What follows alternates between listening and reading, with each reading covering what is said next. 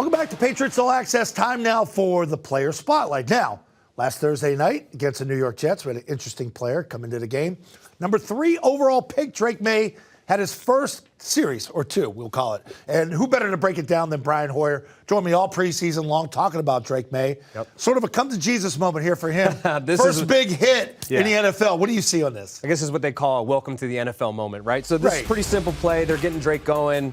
It's a real simple, we call it stick, dragon, a diagonal and a slant, okay? So for me, right away, you're thinking this is more, if it's a cover 2 shell, this is more 1 high, okay?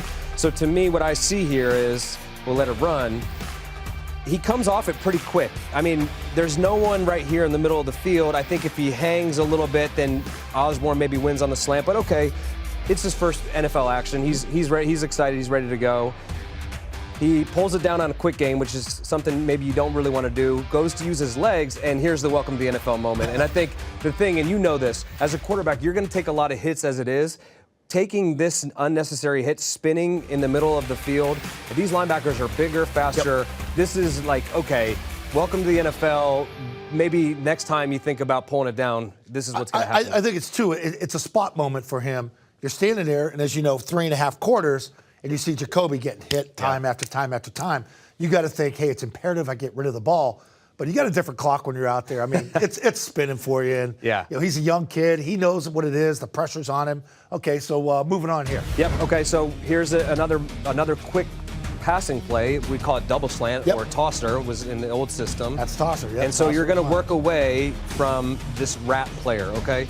So the rat wants to go right, but his eyes bring the rat this way. So he feels the pocket collapse, and this is where, being an athletic guy, you use that as athleticism, and everybody's accounted for except for you. And so this time, you get out clean, use your legs and run, which is a great thing to do here because the linebacker goes to take away what you want to throw.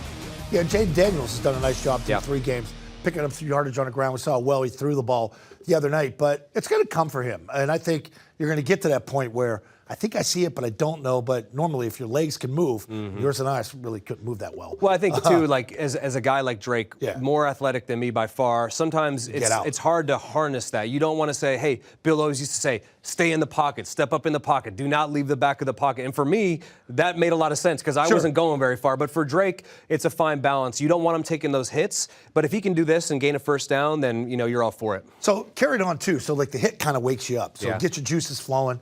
Now, all of a sudden, I pick one up on my first down. As we advance this, we're going to take a look at the throw to Pop Douglas. So, I guess we call that the dig, right?